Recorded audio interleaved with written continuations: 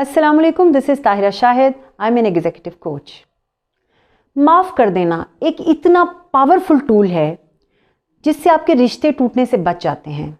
ये एक इतना पावरफुल टूल है जिससे आप लोगों के साथ कनेक्ट होते हैं और आप लोगों के पसंदीदा होते चले जाते हैं। ये इतना पावरफुल टूल है कि जिससे आप अजीम बनते हैं, जिससे आप छोटे नहीं होते।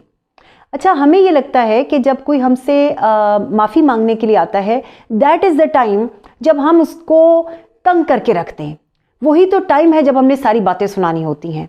वही तो टाइम होता है जब हमने अपना सारा गुस्सा निकालना होता है। अगर कोई हमसे एक दफ़ा माफ़ी मांगने आ जाए तो हम पिछली सारी बातें उसके साथ दोहराते हैं और उस वक्त तक दोहराते रहते हैं जब तक कि उसके दिल में आपके ख़िलाफ़ बाल ना आ जाए।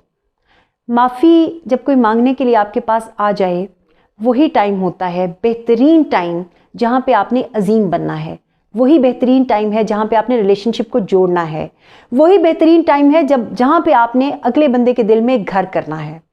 कोई आपसे अगर माफ़ी मांगने के लिए आ जाए, दिल बड़ा कर लें, अजीम बन जाएं, पिछली बातों को छोड़ दें, एक लफ्ज़ भी मत कहें। सिर्फ कहें तो ये बात कि पिछली बातें ख़त्म, आप आ गए, बहुत बड़ी बात है, आपका बहुत बहुत शुक्रिया और मेरा दिल आपके लिए बिल्कुल साफ़ है। आप देखेंगे, शायद उस वक्त ये कहना बहुत मुश्किल है, लेकिन आप देखेंगे कि अगर आप ये कहेंगे, आपके अपने दिल की दुनिया जो है वो भी बहुत आसानी में हो जाएगी।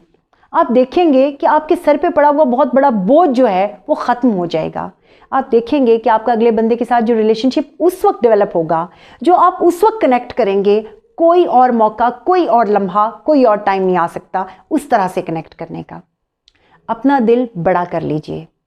जब लोग आपके पास सॉरी करने के लिए आएँ तो आप वाकई दिल से उनको माफ़ कर दीजिए। माफ़ करने से ज़िंदगी के रास्ते आसान होते चले जाते हैं, दूसरों के लिए भी और आपके लिए भी।